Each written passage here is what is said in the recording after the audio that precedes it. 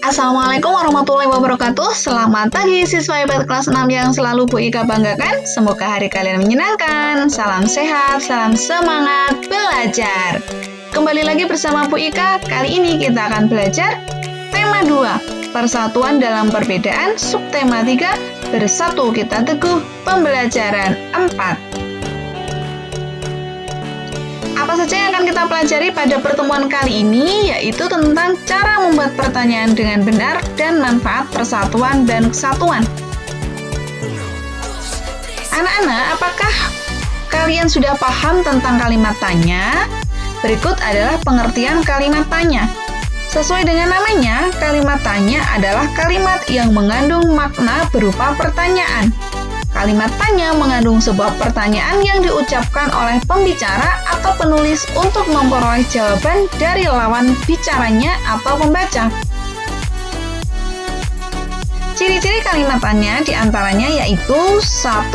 Selalu diawali dengan huruf kapital dan diakhiri dengan tanda tanya. Untuk kalimat tanya yang jawabannya singkat, biasanya intonasi di akhir kalimatnya agak meninggi. Sedangkan untuk kalimat tanya yang jawabannya jelas dan panjang, intonasi pada akhir kalimatnya agak menurun. Ini kalimat tanya jika diucapkan secara lisan, tidak dalam bentuk tulis. Yang ketiga, sering menggunakan partikel kah. Contohnya apakah, siapakah, dimanakah, dan lain-lain.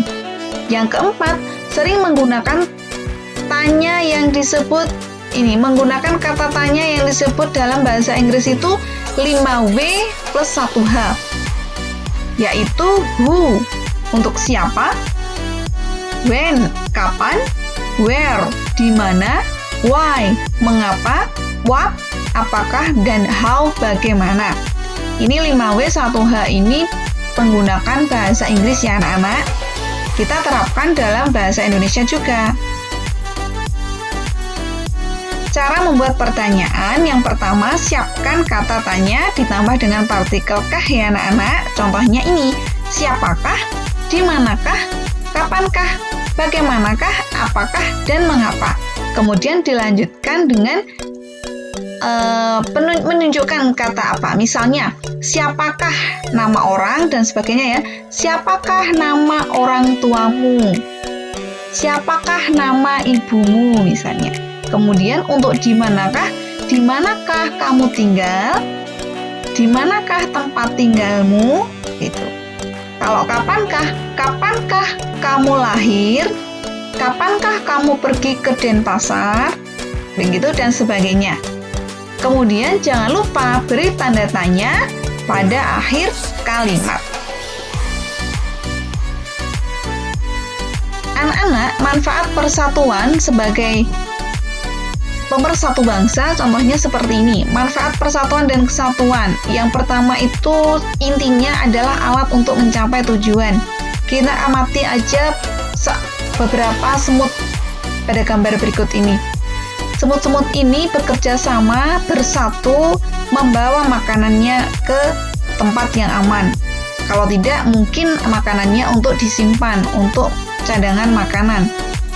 Jadi, semut-semut bekerja sama, bersatu untuk mencapai suatu tujuan. Perjuangan Indonesia untuk bebas dari penjajahan dapat tercapai karena rakyat Indonesia bersatu untuk mencapai tujuan, yaitu merdeka.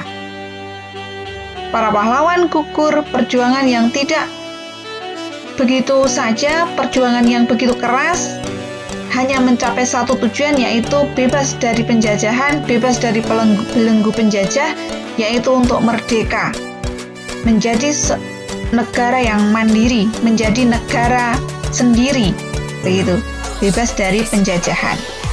Mereka bisa mencapai sebuah kemerdekaan karena adanya persatuan dan kesatuan.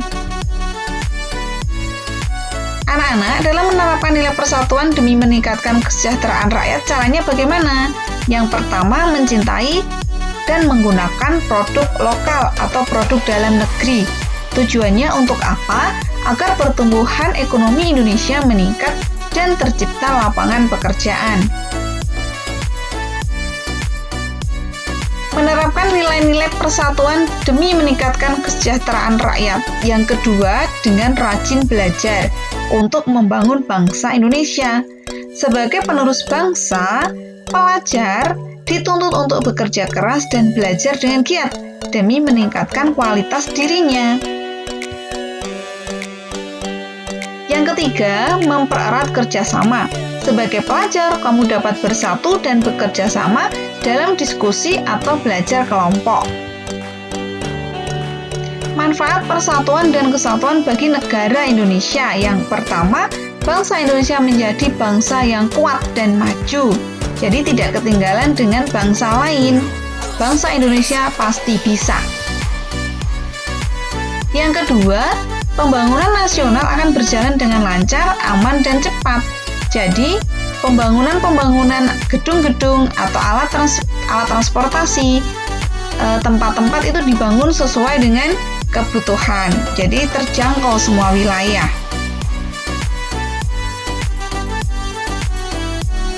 Yang ketiga, kesejahteraan masyarakat akan tercapai secara adil dan seimbang. Rakyat Indonesia, bangsa Indonesia akan memiliki pekerjaan dan menjadi sejahtera, sehat jiwa, sehat raga, sehat lingkungan, dan juga sehat perekonomian. Itu yang dinamakan kesejahteraan. Adil dan seimbang, jadi semuanya tidak ada yang paling kaya dan juga tidak ada yang paling miskin. Yang keempat, bangsa Indonesia terhindar dari perselisihan karena rukun dan bersatu, tidak adanya pertengkaran atau perselisihan. Jadi, tidak membedakan antara suku bangsa, tidak membedakan agama, dan tidak membedakan warna kulit, jenis kelamin, dan yang lain. Semuanya bersatu untuk mencapai tujuan bangsa Indonesia agar terhindar dari perselisihan. Cara mempertahankan persatuan dan kesatuan pada masa kemerdekaan. Yang pertama, menjaga keharmonisan antara suku bangsa dan agama. Yang kedua, meningkatkan semangat kekeluargaan dan gotong royong. Yang ketiga, memperluas pergaulan dengan orang yang berlainan suku bangsa dan agama. Yang keempat, meningkatkan pendidikan masyarakat. Yang kelima, tidak mudah terpancing oleh pihak-pihak yang ingin memecah belah bangsa. Jadi, tidak mudah emosi. 6. Meningkatkan rasa peduli sosial kepada orang-orang di sekitar. 7. Melakukan pemerataan pembangunan hingga ke seluruh pelosok negeri.